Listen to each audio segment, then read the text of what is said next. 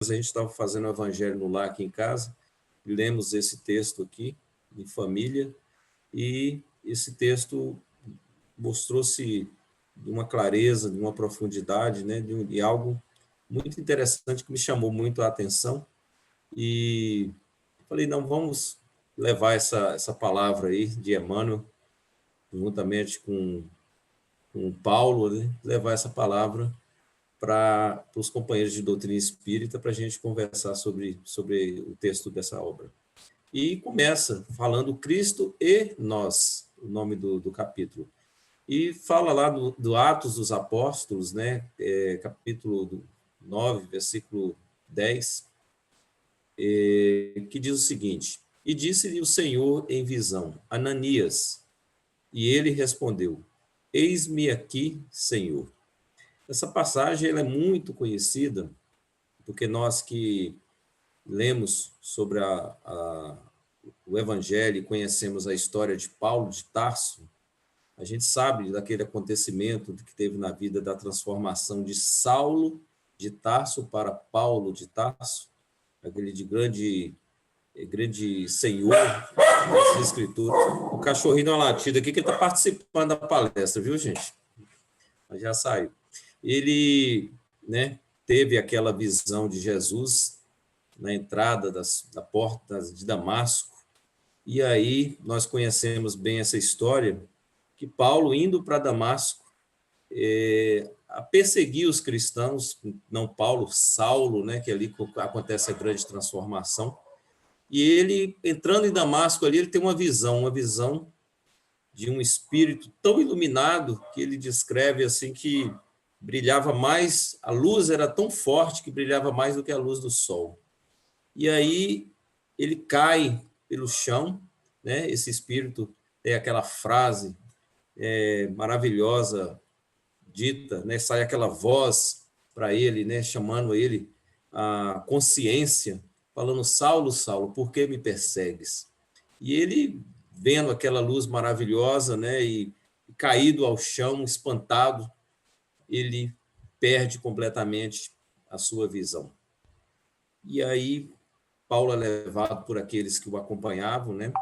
Os companheiros lá que iam para Damasco para mais uma perseguição, porque já nessa época já tinha sido desencarnado a pedradas lá o Estevão, a mando do tão famoso Paulo de Tarso, o mestre lá das sinagogas, e aí ele se encontrava lá numa hospedaria. Levaram ele para a hospedaria completamente atordoado, completamente cego, sem entender nada do que estava acontecendo.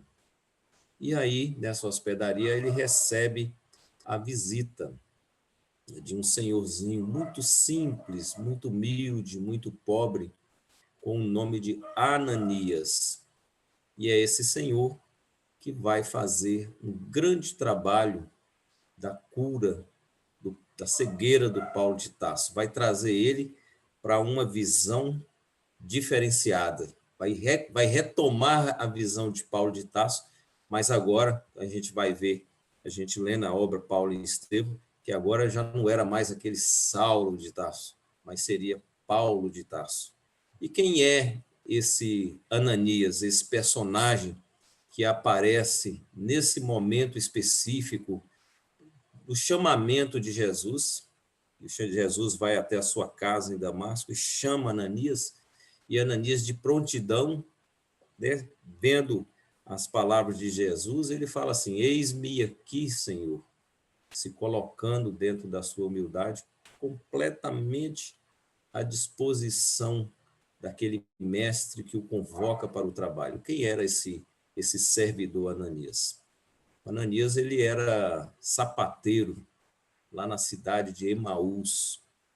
Era um homem muito simples e conheceu Jesus em uma visita que ele fez à cidade na época do Calvário do Cristo. Ele chegou na cidade na véspera da Páscoa, dia de Páscoa, e viu aquela movimentação estranha acontecendo em Jerusalém, e ele percebeu que tinha ali uma pessoa muito importante sendo condenada. e foi seguindo aquela multidão e vendo o sofrimento desse condenado. E aquilo chamou muita atenção de Ananias. E acompanhando aquele trajeto até chegar no Calvário. Chegando no Calvário, ele viu lá aquele pobre homem numa cruz, já nos últimos momentos da sua vida, naquele sofrimento, naquele calvário, naquela dor passada durante aquela caminhada, e Jesus simplesmente ele olha para Ananias e o seu olhar cruza com o olhar de Ananias, e naquele instante acontece ali uma verdadeira sintonia de duas almas, de uma alma elevada, nobre, superior, que é Jesus, com aquele olhar penetrante, aquele olhar, né, que entra nas profundidades do ser, e do outro lado, Ananias, uma criatura simples, mas que aproveitou aquele simples olhar e se encheu daquela esperança e daquela energia que auria daquele momento mágico que partia do olhar do Cristo. Passando algum tempo, ele ficou sabendo que aquele mestre que foi morto brutalmente, daquela forma tão cruel, ele tinha ressuscitado, na linguagem dos judeus. E aí lhe chamou muito a atenção, já que ele não esquecia aquele olhar, e ele foi procurar um dos seus apóstolos, que era Pedro. Chegando a conversar com Pedro, e Pedro apresentou para ele quem era Jesus e qual era a proposta do Evangelho de Jesus. Então foi digamos assim, um casamento espiritual de primeiro contato. Ananias, quando ouve as palavras de Pedro, o apóstolo amado, ele bebe dessa fonte que é o Evangelho, e logo ele passa a amar também a proposta do Cristo, o qual ele deixou aqui, e se converte ao cristianismo. Volta à sua casa, desfaz dos seus poucos bens e vai de aldeia em aldeia, falando sobre Jesus e pregando sobre Jesus. Isso que nos conta o Emmanuel, na obra Paulo e Estevão, porque na passagem do Evangelho, do Atos dos Apóstolos, a única parte que cita o nome de Ananias é exatamente aquele capítulo, aquele versículo, citando que foi Ananias o responsável por estabelecer a cura de Paulo. Mas a história continua, e a gente vai entender na obra, essa obra riquíssima, né, considerada a obra do século, que é a obra Paulo e Estevão, por que e o que levara Paulo de Tarso à cidade de Damasco. E, por coincidência, a ida de Paulo à cidade de Damasco era exatamente à procura de um certo senhor chamado Ananias. Por quê? Voltando à história, há alguns meses atrás, o que tinha acontecido na vida desse Saulo de Tarso? Nós sabemos que Saulo foi o responsável pela morte de Estevão. E durante essa festa que foi a condenação e a morte por apedrejamento de Estevão pelos judeus, Saulo convidou a sua noiva para estar presente no camarote, a assistir aquela cena lamentável e horrível, de extrema crueldade. E quando ela assiste aquela cena e vê o apedrejamento daquele homem de um olhar tão sereno, daquele homem tão equilibrado, daquele homem que não se chamava Estevão, mas sim Gesiel, que era um irmão que ela tinha perdido durante algumas situações que ocorreram no passado, na sua vida, há muitos anos, e ela nunca mais o tinha visto. Quando ela vê aquele ser lá, sendo julgado e condenado à pena de morte, ele olha o olhar da sua irmã Abigail, eles automaticamente se conhecem. E ali, naquele momento que ela consegue encontrar o irmão e o irmão consegue encontrá-la, é exatamente o momento de condenação. Mas mesmo assim, não tem jeito. Não podia voltar atrás. Paulo, o Senhor, tão importante dentro do Sinédrio, já tinha feito todo aquele circo, toda aquela estrutura para que Estevão, Gesiel, fosse condenado. E assim foi. E ele foi apedrejado até chegar à morte. Mas antes de morrer, ele encontra com Abigail e numa conversa, ele pede para Abigail para que perdoe aquele ato de Paulo, já que ele, naquela época, era noivo de Abigail. E ele pede para que perdoe, porque, como bom cristão que ele era, ele sabia que Paulo estava equivocado, que quando ele conhecesse Jesus, ele mudaria completamente a sua visão. Mas isso aí acontece que quando Paulo sabe que Gesiel é Estevão, né? É irmão de Abigail, ele rompe drasticamente o seu noivado com Abigail, fazendo com que ela se afaste por questão do seu orgulho, do que aconteceu, acho que por sentimento de culpa também. E ele afasta de Abigail, mesmo sabendo que ela era a única, era a pessoa mais importante da vida dele naquele momento. E Abigail desaparece da cena.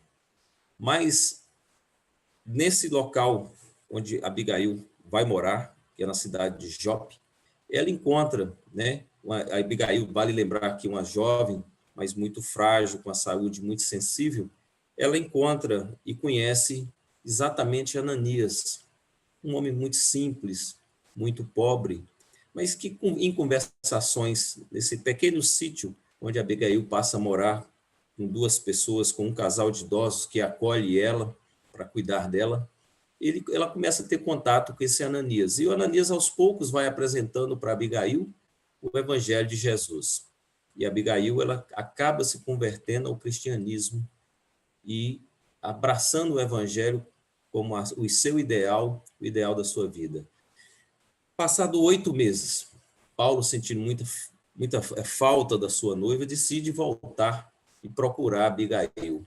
E quando ele chega lá na cidade de Jope e vai, né, que ele localiza Abigail e vai ao encontro dela agora para chamá-la, pedir perdão e convocá-la para que ela, né, passe a ser a sua esposa, passe a acompanhá-lo nos seus passos durante o resto da sua vida.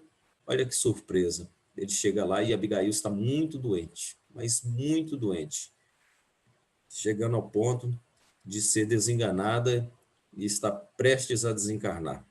E pior, ele descobre que a Abigail não é mais uma judia. Ela não segue mais o judaísmo como ele, mas ela passa a se tornar-se também uma cristã. E procura saber como isso aconteceu. E todos informam que era através desse velhinho que todas as tardes a visitava e que a converteu ao cristianismo. E que também não estava mais lá, já tinha seguido caminhos para outras regiões. E ele fica extremamente encolerizado, Paulo de Tarso, porque ele já vinha perseguindo os cristãos, ele vinha perseguindo a todos aqueles que seguiam esse carpinteiro, mas agora suportar que Abigail tenha caído nessa feitiçaria, tenha caído nessa circunstância de seguir esse homem que está, né, mexendo tanto com as estruturas religiosas e que está, né, contaminando o judaísmo, isso ele não admitia de forma alguma. E ele ficou muito triste com isso, mas muito revoltado, muito rancoroso, e decide buscar e ir atrás do Sinédrio para que tenha autorização para achar esse tal de Ananias. Nesse intervalo, antes dessa perseguição acontecer, Abigail veio a desencarnar devido à questão da sua frágil saúde. E Paulo parte, então, depois de investigar, depois de procurar saber, parte atrás desse Ananias para achá-lo e fazer pagá-lo por tudo que ele fez e está fazendo através da divulgação do cristianismo, e ainda mais fez com a sua ex-noiva. E ele vai exatamente, procura saber, é informado, e vai para a cidade de Damasco para assassinar Ananias. E eis que lá, exatamente, e que acontece, que se resume toda essa cena em que nós estamos falando aqui, que é a frase de Emmanuel, né? Por coincidência, né, Paulo tem a visão, vai para uma hospedaria, e quem vai atender Paulo, quem vai curar Paulo, é exatamente o Ananias. E será por quê, né? A gente se pergunta, será por quê que Jesus pediu a Ananias para ir lá curar Paulo? Porque se ele interferiu diretamente, né, com Paulo lá na entrada das portas de Damasco, a ponto de Paulo até perder a visão, ele também poderia fazer o contrário também, né? Poderia interferir também lá na hospedaria e fazer Paulo retomar a visão. Poderia ele agir de todas as formas, tanto na conversão, né, tanto na situação da cegueira quanto na cura da cegueira. Não. Mas Jesus ele utilizou outra técnica, outra prática. O que ele fez? Ele foi lá na casa de Ananias e solicitou que Ananias fosse até Paulo. E aí nós vamos ter um encontro que cita o livro Paulo e Estevão, um encontro muito sutil dessas duas almas, né? Porque Paulo, quando ele abre os olhos e sabe que quem está ali para curá-lo é exatamente aquele que ele foi para matar. E também nos conta lá no Atos dos Apóstolos que quando Jesus pede para Ananias ir até Paulo, Ananias ele assusta, né? Porque como é que ele pode ir até aquele homem que era tão temido nos meios cristãos? Mas ele fala, né? Na sua fala, eis-me aqui, Senhor. E vai mediante a confiança, mediante a fé, e vai ao encontro do seu algoz. Mas chegando lá, as coisas mudam completamente. E ele, realizando aquilo que se propôs a pedido de Jesus, ele faz a cura de Paulo e aí se tornam grandes companheiros, passando a conversar com Paulo diariamente e apresentando para Paulo, foi Ananias que apresentou para Paulo quem era Jesus, dando a Paulo os poucos pergaminhos, as poucas escrituras que ele tinha, os poucos escritos que ele tinha, feitos por Levi, proporcionando a Paulo o conhecimento de algumas palavras do Mestre Jesus. E aí começa o início de uma grande transformação do apóstolo, antes chamado Saulo, para Paulo de Tarso. Mas no texto de Emmanuel, ele vai falar algumas coisas que nós vamos refletir aqui, muito interessantes. Eu vou ler algumas partes do texto, e essa é uma deles, que ele fala assim: os homens esperam por Jesus, e Jesus espera igualmente pelos homens. Ninguém acredite que o mundo se redima sem almas redimidas. O Mestre, para estender a sublimidade do seu programa salvador, pede braços humanos que o realizem e intensifiquem. Começou o apostolado, buscando o concurso de Pedro e André, formando em seguida uma assembleia de 12 companheiros para atacar o serviço da regeneração planetária. E desde o primeiro dia da Boa Nova, convida, insiste e apela, junto das almas, para que se convertam em instrumentos de sua divina vontade, dando-nos a perceber que a redenção procede do alto, mas não se concretizará entre as criaturas sem a colaboração ativa dos corações de boa vontade. Eu fiz alguns grifos aqui, dentro desse contexto que Emmanuel vem apresentando para nós, falando, né, os homens esperam por Jesus e Jesus espera igualmente pelos homens. Né? De que forma que nós esperamos por Jesus e ele espera pela gente? Então, Nós estamos aqui, vamos pegar um exemplo simples para a gente entender isso, né? Nós estamos aqui, todos nas nossas casas, esperando do alto que algo aconteça para que a gente fique livre desse vírus, fique livre da pandemia e a gente, como nós falamos no início da nossa conversa, que a gente volte a se abraçar, todas as casas espíritas voltem a abrir e a vida volte a continuar normalmente. E Jesus e Deus teria poder para isso, fazer com que isso acontecesse assim, né, num estalo, né, de uma ordem, com certeza teria sim. Mas o que ele fala? Né? O que nos traz o texto? Que Jesus também espera por nós. De que forma que ele espera por nós?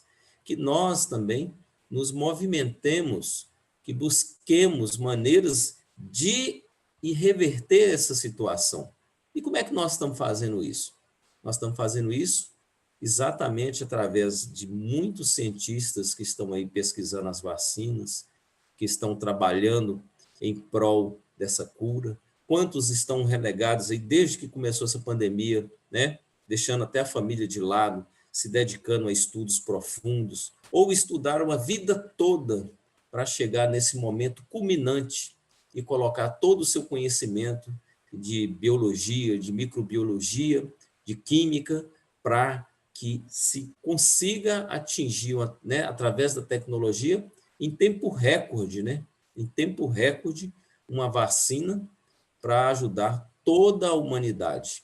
Então, é os braços humanos que Jesus espera de cada um de nós. É a intensificação dos trabalhos de todos nós para a construção de algo melhor. Porque, da mesma forma, ele fez, né, como cita o texto, quando ele passou por aqui. O que ele fez? Ele poderia fazer sua missão de uma forma completamente diferente do que ele fez. Mas o que ele fez? Ele foi chamando ali um pescador, seu irmão, foi chamando um cobrador de imposto, né? Foi juntando pessoas simples, pessoas comuns. E ele, como grande líder que ele era, né? O que ele fez? Ele pegou essas pessoas comuns, mas pessoas que tinham boa vontade, que é a última palavra desse texto, que tinha uma característica que é a boa vontade. E boa vontade para aprender, boa vontade para trabalhar, boa vontade para servir, mas não tinha um preparo espiritual como Jesus, não tinha uma evolução espiritual como Jesus, não tinha um conhecimento intelectual. Pessoas simples, mas que tinham um bom coração e tinham boa vontade, um coração da bondade e boa vontade para aprender. E assim ele conseguiu fazer com que esses homens simples do povo se desenvolvesse tanto espiritualmente e colaborasse na edificação do seu evangelho. Transformou esses homens simples em homens grandiosos na humanidade, homens que depois fervorosamente deram seu testemunho pela sua obra. E não o contrário, né? Fez uma obra individual, centralizadora, em que ele tomou todas essas decisões e como Cristo que ele era, porque olha a condição de Jesus. Jesus era um Cristo, era um espírito que participou da formação da criação do planeta. Ele tem um poder de manipulação da matéria, dos fluidos, ele poderia ter feito tudo isso, mas não.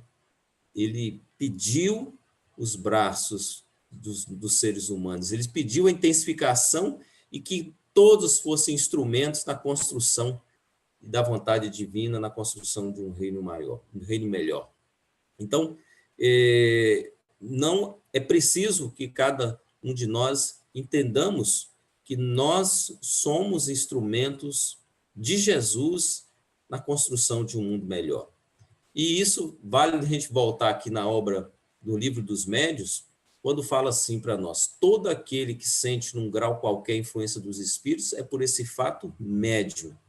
Eu gostei muito com a Joselma Coelho, aquela companheira nossa de Belo Horizonte, quando ela esteve aqui em Serra dos Amorés, e ela falou algo que me marcou para o resto da vida sobre mediunidade. Nós fizemos um seminário com ela sobre mediunidade, e a Joselma ela foi dar uma, digamos assim, uma roupagem diferente para essa explicação exatamente desse pequeno texto aqui do livro dos médios, e principalmente para o que é mediunidade. Porque até então, quando se fala em mediunidade de doutrina espírita, a gente está falando muito sobre mediunidade ostensiva, sobre a comunicabilidade dos espíritos, mas ela falou de mediunidade com uma sutileza muito grande, dentro desse termo que Kardec utiliza aqui, de que todos nós somos médiuns, porque sofremos, né, influência dos espíritos, num grau qualquer. Pode ser um grau bem acentuado, como pode ser um grau bem pequeno. Nós somos médiuns. E aí ela foi citando várias situações do nosso dia a dia em que demonstrava para nós essa característica de médium que somos. Eu lembro de um exemplo que ela passou para nós sobre um jovem que tinha a profissão como músico em festas à noite, né, nesses barzinhos, nesses ambientes em que a garotada aí sai, os jovens saem e passam a noite toda bebendo e dançando e etc e tal. E esse músico, ele conheceu a doutrina espírita, e aquilo o incomodou de tal forma, com tanta, né, criou nele um incômodo tão grande, por ele conhecendo a doutrina agora, e está ali participando daquelas festas, né, tocando para alegrar aquelas pessoas que estavam ali bebendo, outros se drogando e coisas mais, e aquilo incomodou muito ele, e ele foi procurar a Joselma para uma conversa fraterna. E nessa conversa ele colocou essa situação. E ela, colocando para nós na sua exposição, que teve essa conversa com esse jovem músico e falou para ele: olha, meu amigo, você tem outro meio de viver? Ele falou: não, por enquanto eu não tenho. Então, continue tocando nas festas, continue tocando nos bailes, continue tocando aonde você estiver. E aonde você estiver, antes de você tocar, faça uma prece, vá para aquele ambiente, toque com amor, mas lembre-se que Jesus precisa de você ali também, como médium. Esteja pronto para ajudar para que aquele ambiente seja um ambiente melhor. Esteja apto a receber a influência dos bons espíritos naquele ambiente, porque os espíritos procuram instrumentos do bem e de boa vontade, como falou no texto, né, anteriormente, que tenha boa vontade de servir. E não quer dizer que porque você está ali que você não vai poder servir. Então, continue fazendo o seu trabalho e sirva Jesus como um bom médium, né, atuando para que aquele ambiente esteja dentro do possível, da melhor forma possível, não acontecendo nada de tão grave, e seja médio de Jesus ali. Então, aí a gente vai entendendo o quanto nós somos instrumentos. Nós somos instrumentos no trabalho, nós somos instrumentos na família, nós somos instrumentos na sociedade, em todos os lugares, porque somos médiuns. E se Jesus espera por nós, ele não está esperando por nós só dentro da casa espírita ou, né, no momento em que nós estamos fazendo a caridade, fazendo uma ação, uma boa ação dentro do movimento espírita, mas muito mais do que isso. Isso é muito importante, mas ele espera por nós a todos os instantes, como instrumentos do seu amor, instrumentos do Evangelho, para que a gente possa levar o conforto, levar uma palavra de equilíbrio, de harmonia, aonde quer que a gente vá.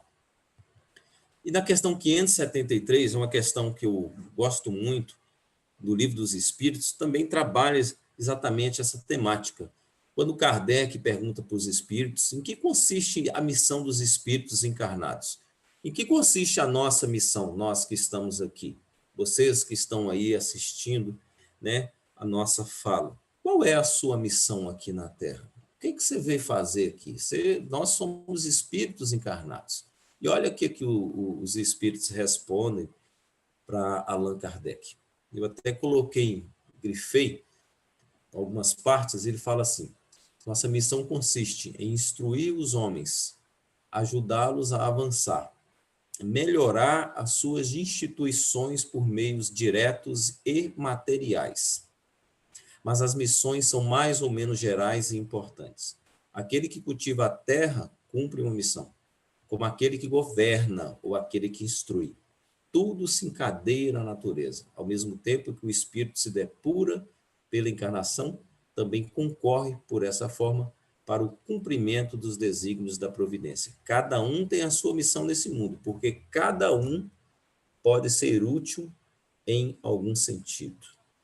Então, qual é a nossa missão? Instruir os homens, ajudá-los a avançar, melhorar as instituições por meios diretos e materiais. Essa resposta, ela pode se estender a muitas questões da nossa vida cotidiana, né? Se eu tenho condições, se eu entendo mais de algo, né, em relação à nossa vida comum, do nosso dia a dia, então eu me torno responsável, a partir desse momento, a auxiliar aqueles que entendem pouco. Se eu, né, porque eu preciso auxiliar a sociedade, as pessoas, quando está falando aqui melhorar as instituições para que a sociedade avance, para que a Terra avance. Como é que a Terra pode se tornar um planeta de regeneração se cada um não fizer a sua parte, fizer o melhor? Ou se cada pessoa, né, não se dedicar a, por exemplo, melhorar as instituições.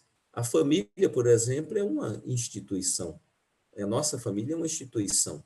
Se as famílias não estão bem, como é que a sociedade pode estar bem?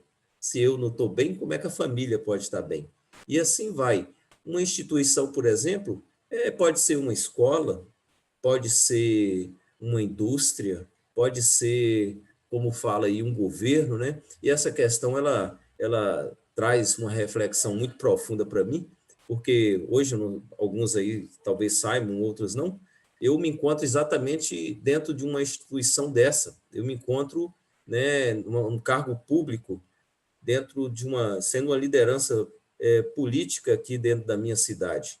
Então, vejo o que eu posso fazer para que melhore as condições de vida daqueles que estão ao meu lado, de que forma eu posso ajudar, né, para que essa instituição, que se chama prefeitura, ela possa melhorar e atender mais as pessoas nos seus direitos materiais, nos seus direitos como cidadão, como ser humano, porque, né, lembre-se bem, dá exemplo de Joselma, se nós, todas as vezes, falarmos assim, eu não participo desse ambiente porque esse ambiente não presta, porque esse ambiente não é bom, onde é que vai estar exatamente essa fala de Jesus, onde ele nos convoca como instrumentos para melhorar exatamente os locais que precisam que o bem apareça, que a luz exerça sua força lá, porque a escuridão, nós sabemos que é a ausência de luz, né? Então, Jesus fala para a gente o tempo todo, faça-se a sua luz. Não que nós sejamos tão virtuosos para que a gente seja luz, saia brilhando em todos os lugares, mas se eu sei que eu posso ajudar de alguma forma, por que cruzar os meus braços, né? Se Jesus conta conosco. Então, todos aqueles, todos nós temos um compromisso para melhorar o nosso planeta. Está falando aí, aquele que governa, né, tem um compromisso seríssimo, pensa na vida dos nossos governantes, a responsabilidade de um governador, de um presidente, de um prefeito, o compromisso que um governante tem de falhar e colocar todas aquelas pessoas em situações muito mais complicadas que já se encontram de sofrimento. Pensa na situação, né, de um líder de uma instituição de ensino, onde ele, por exemplo, é relapso com as regras da educação, tanto de dificuldade que ele vai causar para ele e para aqueles que estão fazendo parte daquela escola. Então, Jesus conta com aquele que cultiva a terra porque ele faz a sua parte, ele cumpre a sua missão. Então, todos, cada um tem sua missão nesse mundo. E cada um é útil à sua forma e dentro das suas possibilidades. Mas tudo isso congrega para se encadear na natureza, como diz a resposta. E eu volto a lembrar aqui que essa resposta que está aqui foram os espíritos que deram na nossa obra básica, que é o Livro dos Espíritos. Não é nem Kardec que está falando, são os espíritos que estão respondendo para Kardec. Então, tudo se encadeia na natureza. A evolução do planeta se dá através da nossa interferência em todas as partes, né? Em todos os meios materiais, nossa interferência, porque Jesus conta conosco para que a gente faça com que tudo isso evolua juntamente conosco e a gente chega, né, venha a progredir. Também no Evangelho segundo o Espiritismo, num pequeno trecho muito interessante que tem como título Missão do Homem Inteligente na Terra, reforça essa nossa fala aqui, que diz o seguinte: se Deus, em seus desígnios, vos fez nascer em um meio onde pudeste desenvolver vossa inteligência, é que Ele quer que façais uso dela para o bem de todos, pois é uma missão que Ele vos dá, colocando em vossas mãos o instrumento com o qual podereis ajudar no desenvolvimento de inteligências menos favorecidas e conduzi-las a Deus. Então, veja que em tudo na natureza, né, que Deus quer, que Deus busca, que Jesus vem nos falar, os Espíritos estão nos falando, é uma interferência nossa, enquanto instrumentos, através das nossas percepções mediúnicas, também do nosso livre-arbítrio, para o desenvolvimento do senso comum. Não é para a gente desenvolver só a nós. Tem uma questão que eu não me recordo em qual parte está no Evangelho segundo o Espiritismo, que eu acho também assim fantástica quando os Espíritos, não sei se são os Espíritos ou Kardec que fala, mas eu registrei que está no Evangelho. Ele fala que enquanto tiver pessoas vivendo na miséria, enquanto os irmãos estiverem abandonados uns pelos outros na terra, não haverá segurança. Aí a gente vai pegar esse trecho e vai trazer para o que nós estamos vivendo hoje. O que ele está querendo dizer que não vai haver segurança, não vai haver tranquilidade? Porque se nós estamos dentro do planeta e nós estamos interligados uns aos outros, dentro de uma cadeia vibratória de ondas, de sintonias e de interdependência espiritual e energética, não basta eu estar bem e o outro estar mal. Isso vai afetar o equilíbrio do todo. Então, o nosso trabalho aqui não é só para mim, não é pensar em mim, no meu grupo, na minha equipe, na minha família,